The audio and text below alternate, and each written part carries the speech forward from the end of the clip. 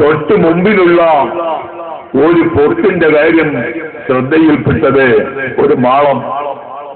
ഇനി ആ മാളം അടയ്ക്കണമെങ്കിൽ നബിതങ്ങളെ തട്ടി ഉണർത്തണം. അത് ബുദ്ധിമുട്ടല്ലേ? അതുകൊണ്ട് ഉണർത്തണ്ട, നബിതങ്ങൾ മടിയിൽ ഉറങ്ങുകയാണ്. സിദ്ദീഖ് റളിയല്ലാഹുവിന്റെ കാല് നീട്ടി കാലിന്റെ പെരുവിരൽ ആ മാളത്തിലേക്ക് ഊന്നി ആ മാളവും അടച്ചു. അടയ്ക്കുന്ന സമയത്താണ് പാമ്പ് കൊത്തുന്നത്. സിദ്ദീഖ് റളിയല്ലാഹു പാമ്പ് കൊത്തുന്നത് ആ സമയത്താണ്. 2 പ്രാവശ്യം കൊത്തി എന്നുള്ളതാണ്. ആദ്യ പ്രാവശ്യം കൊത്തി, രണ്ടാമത് ശക്തമായിട്ട് കൊത്തി. കൊത്തിയപ്പോൾ വിഷം ശരീരത്തിരച്ചു കയറി. സിദ്ദീഖ് റളിയല്ലാഹു ശരീരം കറുത്തു. വിഷം ഉരുണ്ട് കണ്ണുനീരായി വീണു. നബി സല്ലല്ലാഹു അലൈഹി വസല്ലം തങ്ങളുടെ മുഖത്ത് വീണു. നബി തങ്ങൾ കണ്ണു തുറന്നപ്പോൾ സിദ്ദീഖ് റളിയല്ലാഹു ആകെ മാറിയിരിക്കുകയാണ്. എന്താ സിദ്ദീഖ്, എന്ത് സംഭവിച്ചു? നബിയെ, എന്നെ പാമ്പ് കൊത്തിയിട്ടുണ്ട്, പാമ്പ് ഇതിനകത്തുണ്ട്. എല്ലാ മാളവും അടച്ചു. ഒരു മാളം ശേഷിച്ചു. അതെന്റെ കാലിന്റെ പെരുവിരൽ കൊണ്ടാണ് ഞാൻ അടച്ചത്. നബി സല്ലല്ലാഹു അലൈഹി വസല്ലം തങ്ങൾ മുബാറക്കായ തൊപ്പുനീരെടുത്ത് പാമ്പ് കൊത്തിയതായ ആ പാദത്തേക്ക് തയ്ക്കുന്നു. അപ്പോൾ തന്നെ ശരീരത്തിന്റെ മുഴുവൻ വിഷങ്ങളും ആ ശരീരത്തിൽ നിന്നും വലിഞ്ഞിറങ്ങുന്നു. സിദ്ദീഖ് റളിയല്ലാഹു അൻഹു രക്ഷപ്പെട്ടു. അപ്പോഴത്തേക്ക് മാളത്തിൽ കിടന്നതായ പാമ്പ് പുറത്തേക്ക് വരുന്നു. അശ്ഹദു അല്ലാ ഇലാഹ ഇല്ലല്ലാഹ്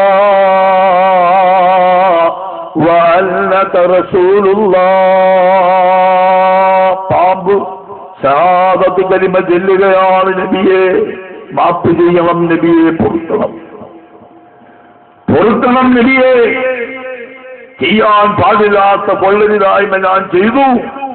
സിദ്ദീഖ് അക്ബറിനെ കടിച്ചു. ഒരിക്കലും ചെയ്തുകൂടാ. ഗത്യന്തരമില്ലാത്തത് കൊണ്ട് ഞാൻ കടിച്ചതാണ്. എന്താണ് നിന്റെ കഥ?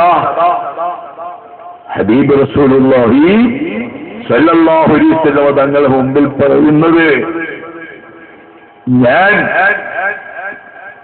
മുൻ വേദഗ്രന്ഥത്തിൽ, മുൻകാല പ്രവാചകന്മാർക്ക് നൽകിയ വേദഗ്രന്ഥത്തിൽ വരാനിരിക്കുന്ന ഒരു അന്ത്യപ്രവാചകനെ സംബന്ധിച്ചുള്ള സുവിശേഷം കേട്ട ആ പാമ്പാണ്.